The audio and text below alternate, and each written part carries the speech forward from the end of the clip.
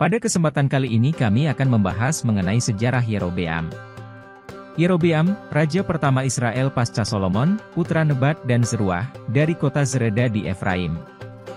Yerobeam memerintah selama 22 tahun, kira-kira dari tahun 928 hingga 907 sebelum Masehi. Ada dua penjelasan yang diberikan mengenai arti namanya, akan menambah jumlah umat, dan dia yang berperang dalam peperangan rakyat.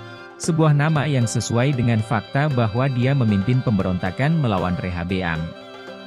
Yeroboam, seorang pria perkasa yang gagah berani, yang ditugaskan oleh Raja Salomo untuk memimpin pasukan Efraim dan Manasye untuk membentengi Yerusalem, mengangkat tangannya melawan raja. Ahia, orang Silon, mendukung pemberontakan Yerobeam dan menjanjikannya kekuasaan atas 10 suku, serta atas orang-orang yang mendukung pemisahan politik dari keluarga Daud. Rincian pemberontakan Yerobeam tidak dilaporkan dalam kitab Raja-Raja, namun nampaknya hal itu terjadi pada paruh kedua pemerintahan Salomo. Septuaginta menyatakan bahwa Yerobeam berhasil mengerahkan 300 kereta dan bermarkas di kota Zereda. Pemberontakan gagal dan Yerobeam terpaksa melarikan diri ke Mesir, di mana ia dilindungi oleh Firaun Shishak. Menurut Septuaginta, Shishak juga mengawinkan adik iparnya dengan Yerobeam dan perkawinan inilah yang menghasilkan seorang putra, Abijah. Ketika Salomo meninggal, Yeroboam kembali dari Mesir, dan menurut beberapa sumber dia bahkan berpartisipasi dalam pertemuan populer di Sikhem dan melakukan, bersama dengan para tetua Israel, negosiasi dengan Rehabeam tentang pengurangan pajak. Ketika Rehabeam menolak permintaan mereka, para pemimpin rakyat kecuali pemimpin Yehuda dan Benyamin memproklamirkan kemerdekaan politik mereka dari dinasti Daud, dan mengangkat Yerobeam sebagai raja mereka.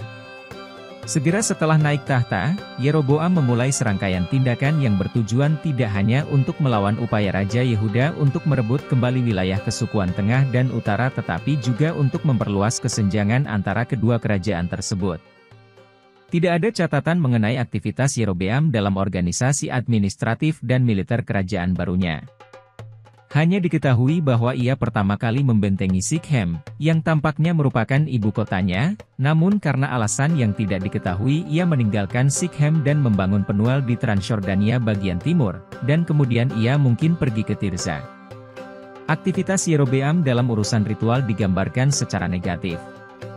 Dia membuat 2 anak lembu emas, yang satu ditempatkan di Dan di utara dan yang lain di Bet-El di selatan. Pemujaan anak sapi bukanlah sesuatu yang benar-benar baru dalam ritual Israel, melainkan merupakan pengenalan kembali tradisi ritual sebelumnya. Dan Bet-El adalah tempat suci pemujaan sebelum berdirinya kerajaan. Anak lembu emas, yang berfungsi sebagai tumpuan di mana Yahweh berdiri, atau sebenarnya melambangkan Yahweh, ditentang oleh penulis Keluaran 32. Penulis tersebut menyusun kisah tentang anak lembu emas di padang gurun sebagai polemik terhadap restorasi kultus Yerobeam dengan mengklaim bahwa asal-muasalnya adalah pemberontakan kuno melawan Yahweh.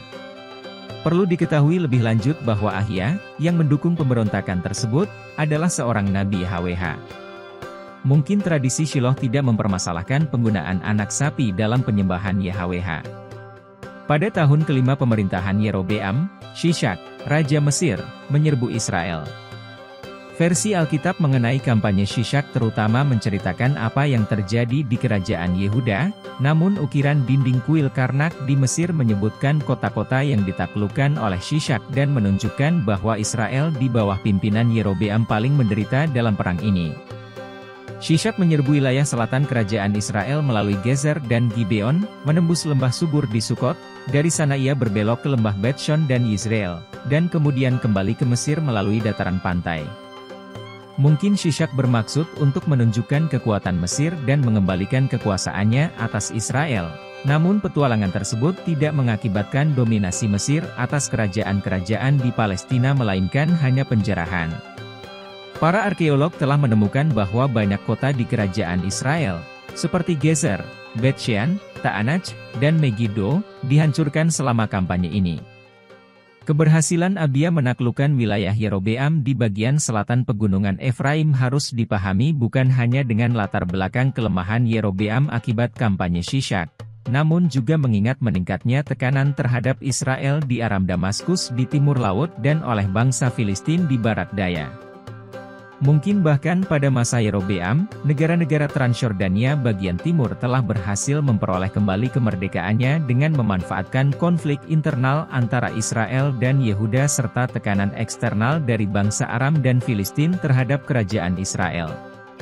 Yerobeam dihargai dengan martabat kerajaan karena menegur Salomo, yang menutup celah di tembok Yerusalem. Salomo melakukan hal ini agar ia dapat membebankan biaya demi keuntungan putri Firaun. Ketika Yeroboam sendiri dihadapkan pada godaan kekuasaan, kesombongan dan keinginannya untuk mendominasi membuat dirinya tidak seimbang. Menyadari bahwa melanjutkan ziarah ke Yerusalem akan menempatkan Rehabeam, Raja Yehuda, sebagai yang terdepan dalam pikiran masyarakat, dia, yang pernah berjuang untuk ziarah gratis ke Yerusalem, kini mendirikan tirai besi antara masyarakat dan bait suci. Dibantu oleh orang-orang jahat, ia berhasil mendirikan anak lembu emas di Dan dan Bet-El, memanfaatkan reputasi baiknya untuk mendapatkan hak istimewa tambahan dari Sanhedrin dan otoritas penuh atas segala tindakannya, termasuk penyembahan berhala. Yerobeam dan antek-anteknya melakukan kampanye propaganda yang penuh dengan distorsi dan penafsiran sejarah yang keliru, mengagungkan toleransi dan pengampunan, kebaikan dan cinta kasih yang tersirat dalam agama anak sapi, yang bertentangan dengan pembatasan dan kerasnya hukum Musa. Namun propaganda ini tidak menipu sebagian besar rakyat, sehingga ketika Yerobeam membawa anak lembunya ke semua suku, tidak ada yang mau menerimanya kecuali anak dan yang telah menyembah patung Mika pada masa kesukuan. Tidak ada seorang pun yang akan diangkat menjadi imam di tempat suci baru dan Yerobeam terpaksa memilih imamnya dari sisa-sisa penduduk. Karena keputusan yang melarang ziarah ke Yerusalem diabaikan oleh masyarakat, Yerobeam menempatkan penjaga di perbatasan dan memerintahkan semua pelanggar dihukum mati. Bahkan tindakan ini gagal menghentikan ziarah dan putra raja sendiri secara terbuka tidak menaati perintah tersebut. Terima kasih sudah mengikuti video-video kami, jangan lupa share, like dan subscribe agar bisa selalu mengikuti update video dari kami.